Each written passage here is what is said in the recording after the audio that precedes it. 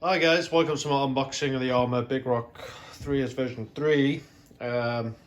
Postman quite happily delivered this to me this morning. I didn't expect to get it so quickly, so courtesy of Modular UK.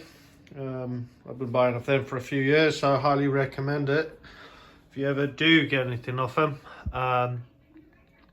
So this is the new updated version from the previous Big Rock 3S. By the looks of it, it's got quite a few updates. I mean, it's got the Spektrum 3200K brushless motor, the LST Spektrum controller, which is way better than the previous model. It felt a bit cheap and plasticky. So you got rubber shield bearings throughout. What else we got? Yeah, power module, better sealing and sliding gear mesh. I believe that one can come straight out. It's quite a simple pull out procedure on that. What else we got new that's going down on here? Let me just top this over. So as you can see, the dimensions of the vehicle itself, it's actually fairly light compared to the old Big Rock 8 scale. I don't know if anybody ever had one of them, but that one weighed a ton. Must have weighed about 6 kilo dry. So what have we got? You got a servo with a 15% more torque, so it's a 7 kilo servo. It's quite strong, to be fair. It should be, it's all geared, all metal geared, so shouldn't have too many issues there. So you got a 100 amp ESC, waterproof. The new IC5 connectors for the smart battery. I'm not sure how many people are going to use that. I know I'm not one that's going to probably use it, but I prefer the cheaper batteries. Not cheap, but you know, I don't need all this smart technology. So it's got metal gears, 3 is capable. Obviously, as you know, it's all brushless, and yeah, it's quite a fair bit of kit, to be fair. So there's a nice little leaflet they've put in here of all the cars, which is quite handy. This is adds to your collection. It's more like if anybody ever had a Christmas catalogue from Argos and used to just tick what you wanted, this is kind of the sort of thing that I might be putting on my bedside table for this is what I'm going to buy for birthday and Christmas. But it certainly keeps you inspired to get another RC, that's for sure. Let's see, it shows you all the different cars from the 10 scales, 8 scales, 5th scales. That's one I really want at some point, the 8S Creighton. But I think that might be the end of the year sort of a thing I might get. So it's the car itself. Right, as we can see, it's all plastic up there. So pull that job.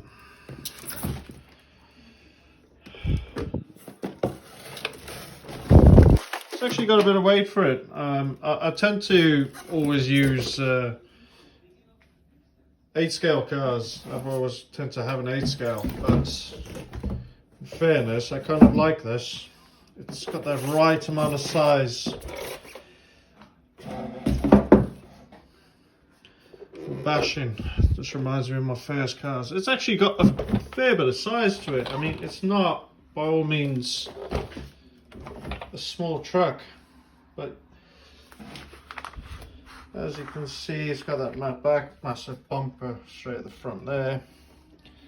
So that should protect the shocks just under there, so that if any impacts, if you go landing straight up, should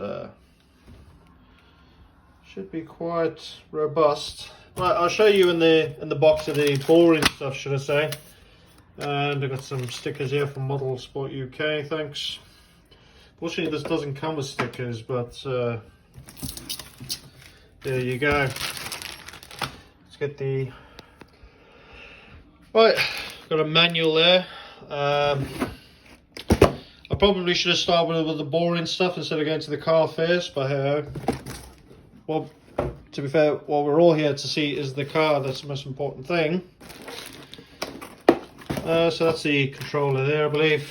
So you got your tools there. Obviously, I would suggest buying yourself a little RC, a good set of hex drivers, and to start you off, because these are only there to get you started, but they will strip out if you ever need to do any maintenance. It will strip out the screws and whatever. I've got some shock spacers there, and looks like a plastic wrench for the wheels, for the nuts, and this slipper cuts for the looks of it. I've never had a plastic one before, so I'd be interested in that, but I think I have got a metal one, which I'll probably rather use, because I imagine that would strip out quite easily. It might be handy having that if you were out bashing and you need to make an adjustment to something, or just spare with you. So got the manual there.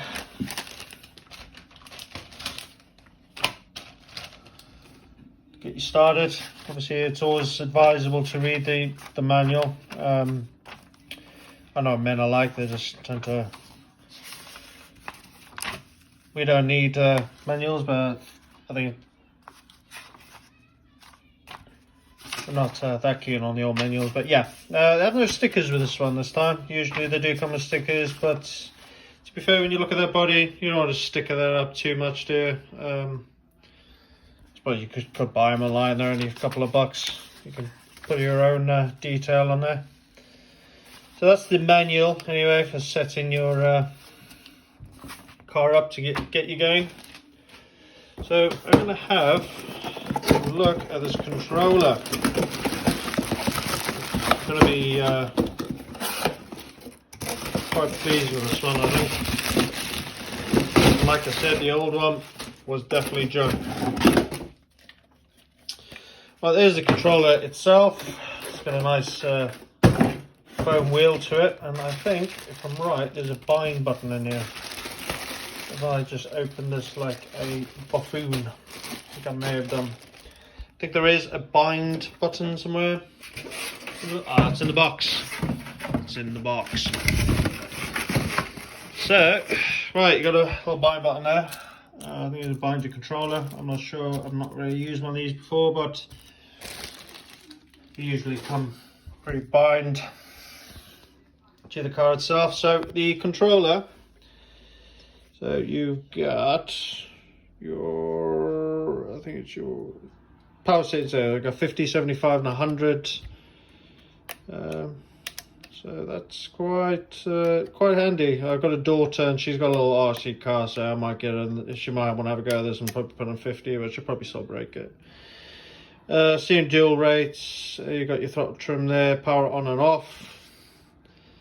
All your standard trigger there, brake. What have we got? Yeah, I've got throttle and steering dual rates there. I think that is to swap out.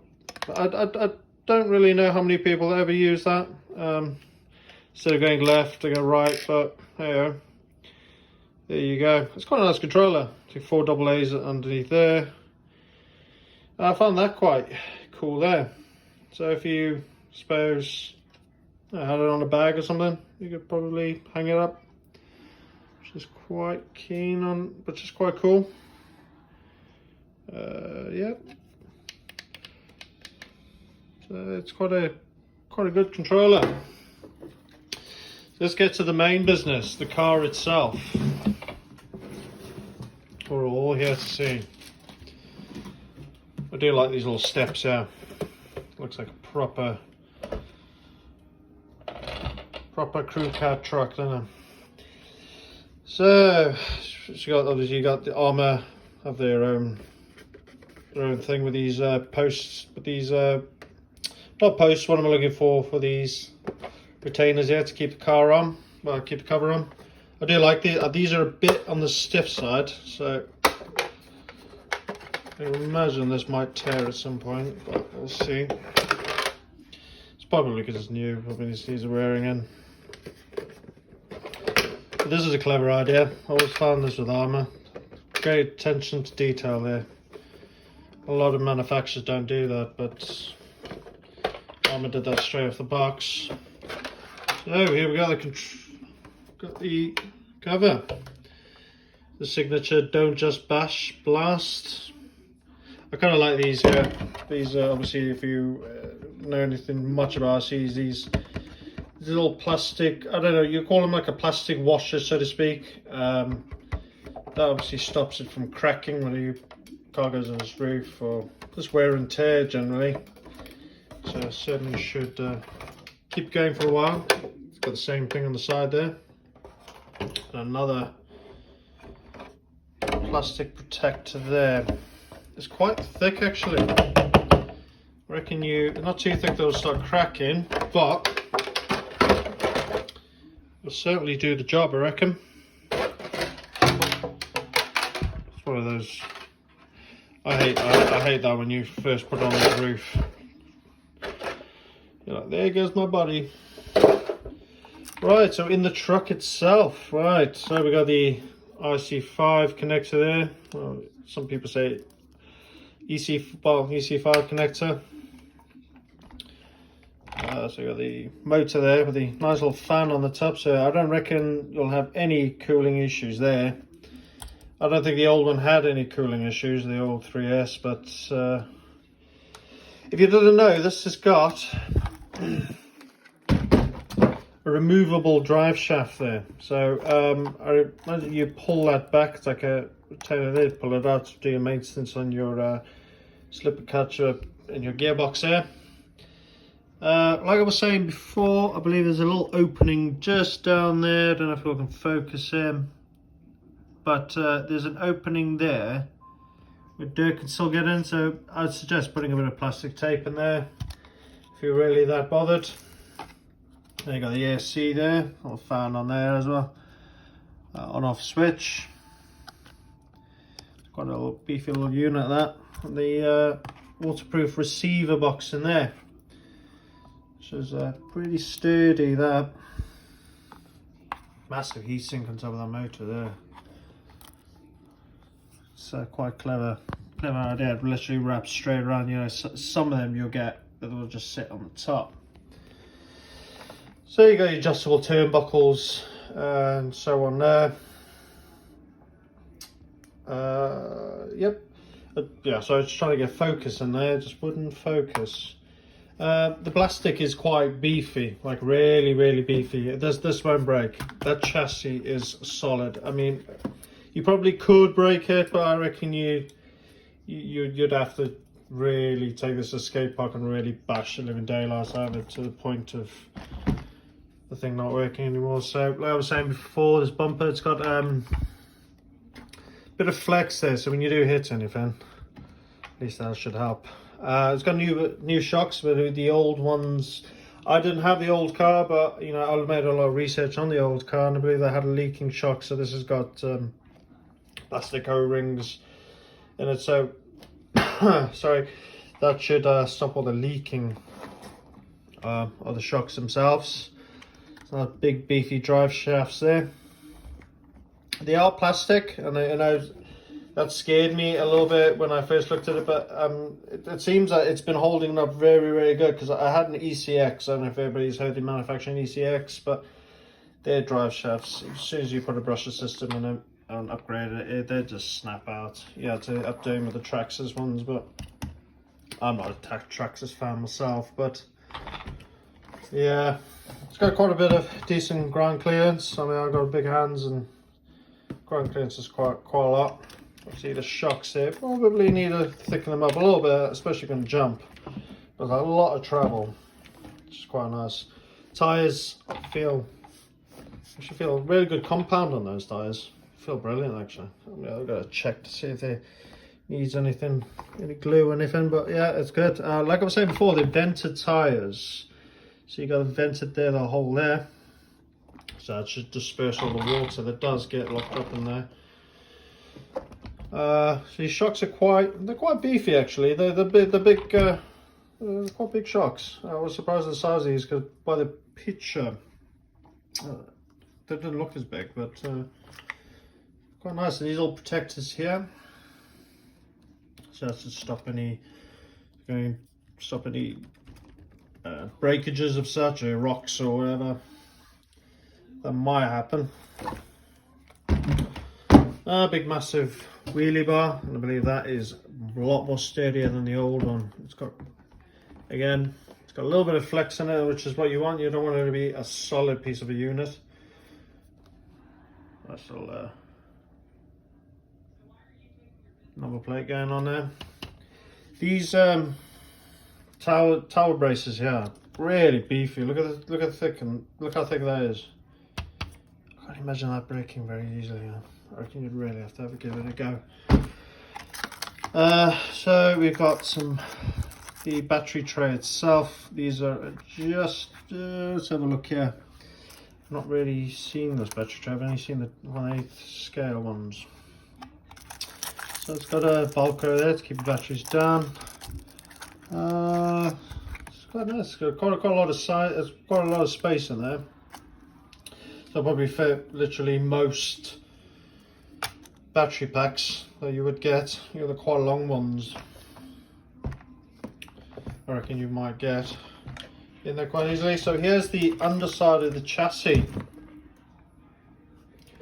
It says quite beefy there. There's skid plates there. They're quite beefed up.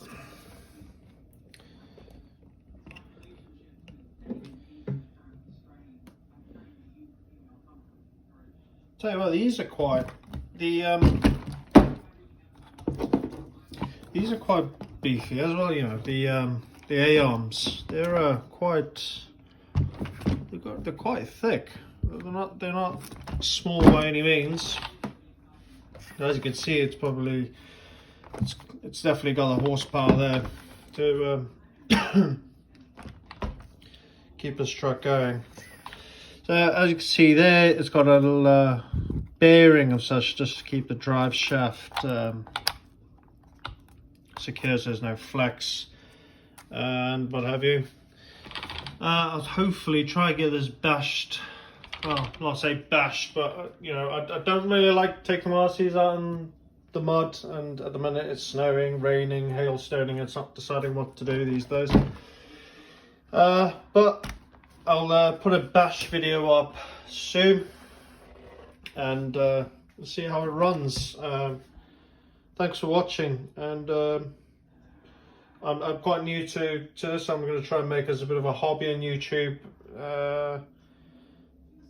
So reviews such and RC cars, and if you can, subscribe, and I'll try and put the best content I can on. But thanks for watching, and I hope you're happy with the review of this car. Thanks, bye.